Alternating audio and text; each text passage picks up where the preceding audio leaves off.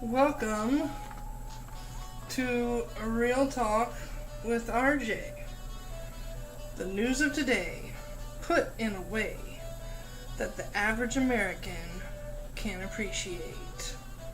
Thank you for joining me today. I appreciate it. So, yesterday we talked a little about ISIS and teenage girls who want to fight with ISIS, and then we talked about the terrorists who shot up in Canada. Today I've got two more news headlines for you. Da, da, da. Look here, as soon as I can afford an editing program, I will have lights, camera, action, effects. For now, you get this. The headlines. Okay, so the first thing I want to talk about is this issue in Houston, Texas. Now, what's happening is the mayor in Houston, Texas is gay, lesbian, homosexual, however you want to call it. That's her business, whatever. I don't much care. Okay, so she's gay.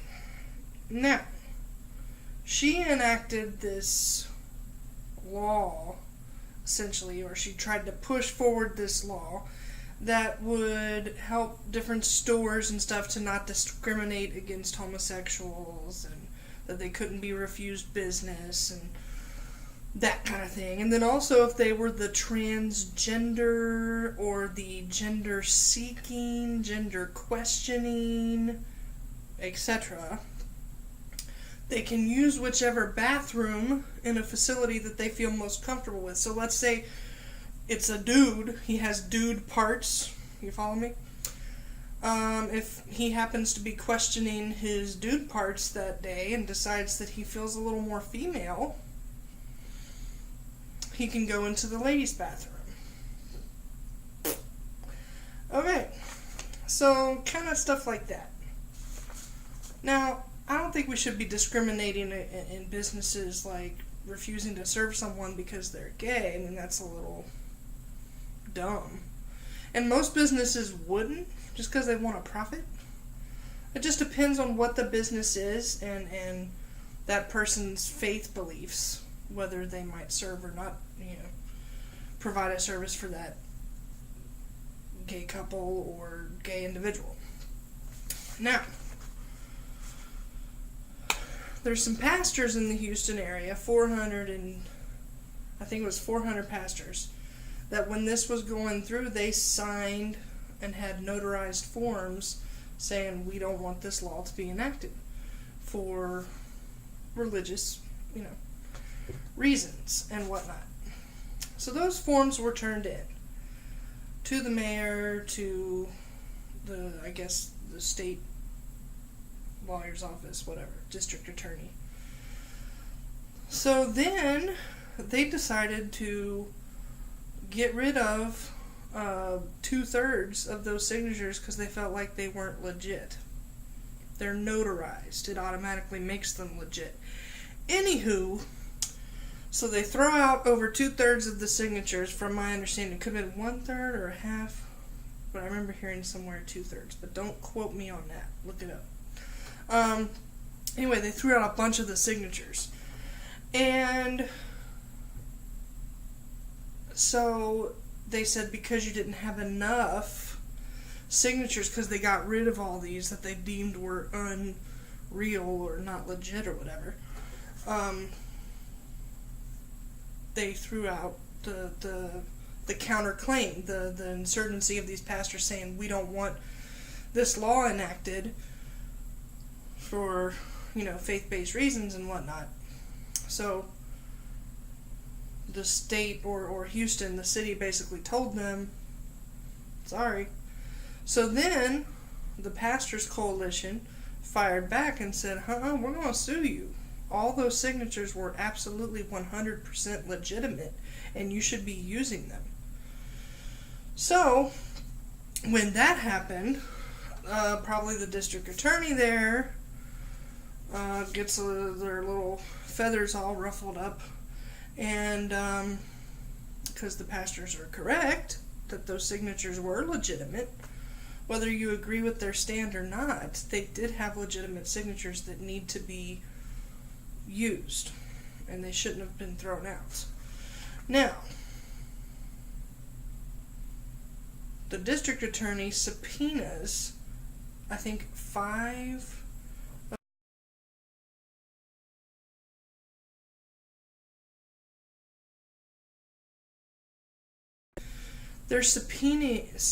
they are giving a subpoena to some of the pastors, for the pastors to turn over any sermon, speech, written document that the pastor wrote, anything where they talked about anything relating to homosexuality or gender identity.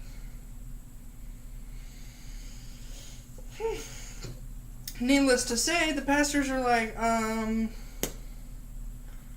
that's in violation of our free speech rights and our religious freedom rights. So, no. So what other pastors have been doing all over the country is they've been sending in their own sermons related about homosexuality and gender identity. They've been sending copies of Bibles and stuff to the district attorney's office there. And it's okay. Now, I make no bones about it. I'm a believer. I'm a Christian. I have very strong values. While I do not hate homosexuals and want to see them mistreated, disrespected, or not treated fairly, I don't want to see that for anyone, no matter who you are. Okay? With that said, I do not agree with the lifestyle, with how that person lives their life. I think it's a sin, as well as I think other things are a sin, like sex outside of marriage, lying, stealing, etc. Okay? Now, also, I think when you pass a law that says, okay, if someone's just questioning their gender, they can go use whichever gender bathroom they want, that could really create a lot of potentially violent situations. I mean, if you've got a female who feels like she's a dude and she goes into the man's bathroom, who knows what she might encounter in there? Who knows, one of the guys might get upset and hit her, or you could have a rape situation, or what if it's the other way? What if it's a guy who's feeling like he's a girl and he goes into the women's restroom? Or what if they're just lying? People do that. What if it's a perv who wants to go peekaboo at some women, and I'm questioning my gender today. I feel like a woman today. That's why I need to go in there. And then he uses that as his cover to go do perv-like things. So there's a lot of stuff that you want to be careful. Now, I agree that everyone should be treated equally and with respect, no matter who you are, no matter what you believe, no matter how you live your life. What you want to do, on your own time is your business. It's none of my business. But when you potentially put me in a dangerous situation, or you put others in a potentially dangerous situation, then it becomes my business. And then we need to say, okay, let's rethink this for a second. So I think that's what the pastors were trying to get at. Look, we don't approve of this. We don't think this is a good idea. And for the district attorney to request and subpoena their sermons, any person of faith, Jewish, Christian, whatever, priests, pastors, rabbis, we all need to unite on this and be like, no, we're not giving you our sermons. We have a right. Pastors are citizens just like anybody else. They have a right to what they say and to what they believe. So that's the first headline. Next headline. I was reading this at work on my break time, and I'm not quite sure how I feel about it. The Obama administration is instituting this thing in the high schools and the public schools called the Superfood Tracker. And I guess it's to be in conjunction with like a health class, maybe a PE class or a nutrition class or something like that.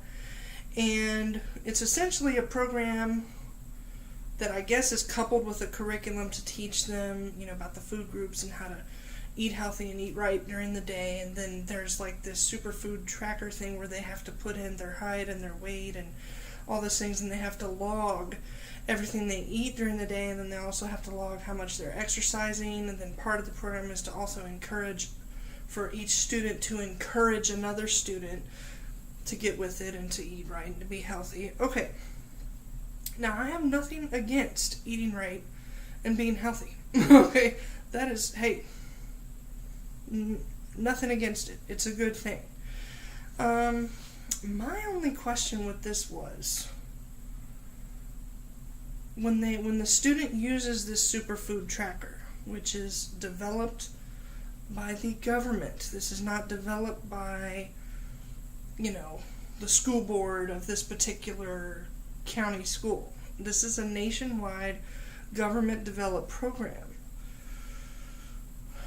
Where does this information get stored? See, that's my question. When the kid's sitting there doing their little homework assignment and they're typing in, today I had a bowl of cereal and half a banana and a glass of juice, and I ran 2 miles, they're typing in all their little information. Who else besides the teacher for grading purposes, maybe the parents, possibly, is going to have access to this information? The article I read didn't say one way or the other, but it seems a little to me, because if the government's the one that's overseeing this program, you would think that they would have access to it. And I don't know about you, but I got a problem with the government tracking what I eat, where I go, what I do. Even our high school students, they're still citizens as well with rights. So it's I find it a little interesting. Like I said, being healthy is great. Eating right, exercise, 2 thumbs up. But why does it need to be tracked? Like, can't they just fill out a little chart, and tally up on a calculator how many calories they burned during the day or whatever? Or why does it have to be something that the government tracks?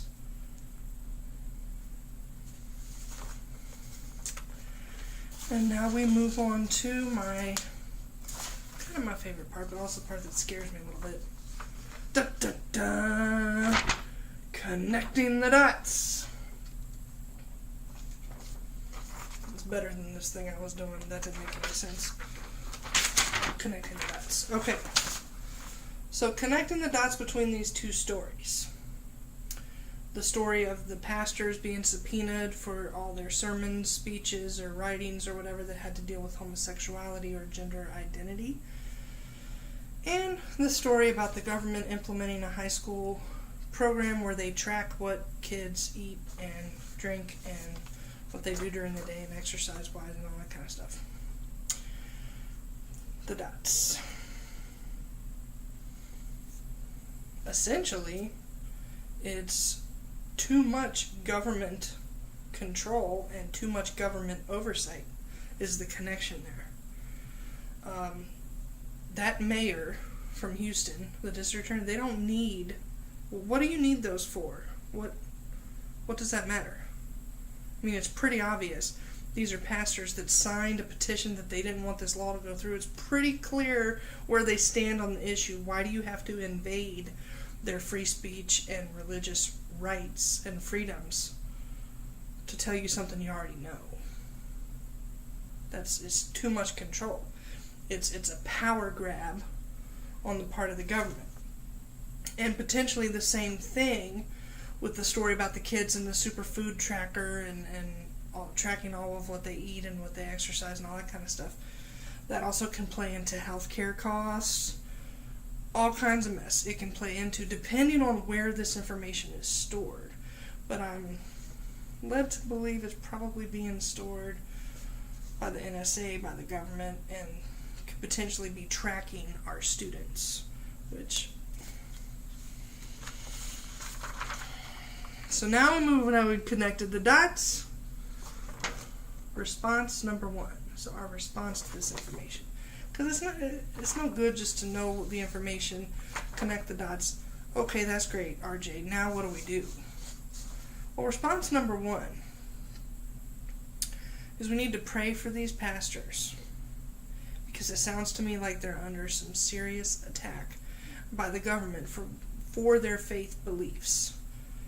And if they get attacked and they have to, go through this, who knows what other kind of domino effect that might get rolling on the rest of us average American citizens, our free speech rights and our religious rights. Who knows how far that could go. Same thing with the Superfood Tracker. We need to pray about this situation and ask God to intervene and ask God to give our elected officials wisdom, which leads me to response number 2. Response number 2 needs to be that we need to, if you live in the Houston area, call the mayor's office, call the governor of the state, get anybody involved. Ted Cruz, that's a good man to get involved. Get them all involved. Be like, hey, we stand with the pastors. And I think they're doing some kind of stand with us or something. The pastors are doing some kind of gathering. If you live in the area or if you live out of the area and you can make it, I think, I forget which website I saw it on, I apologize. But if you Google search it, I'm sure you can find it. They're doing some kind of event to stand with the pastors and be like, look, they're entitled to not turn over any information to the government. So that's something. Get involved. And if you're like me and you live outside of the state, do stuff like what I'm doing now. Make it known. A lot of people don't know about these things. Share it with others. Post it on your Twitter. Post it on your Facebook. Get it out there. Call the Texas people yourself and be like, hey, I'm a resident of Florida. That's where I live. Or a resident of New York or California, whatever. But I heard about what's going on in Texas, and I think it's jacked up. And then third, our response number 3.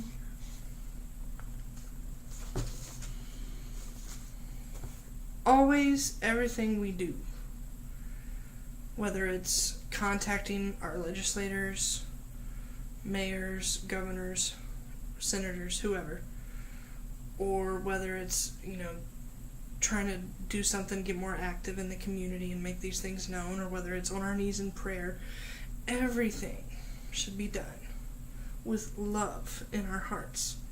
Like I said before, I do not hate gay people. I do not want them to die. I do not want any harm to come to them. I want them to be treated just as fairly and respectfully as anyone else. With that said, I also appreciate having my own rights and don't want them infringed either. So we have to find a way to approach this that is both loving, considerate, kind, but also upholding our rights as citizens and the rights that we have under the Constitution. So, once again, this has been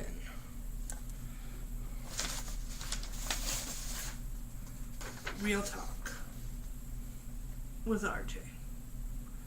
The news of today put in a way that the average American can appreciate. Until next time, be blessed, do everything in love, and stay informed.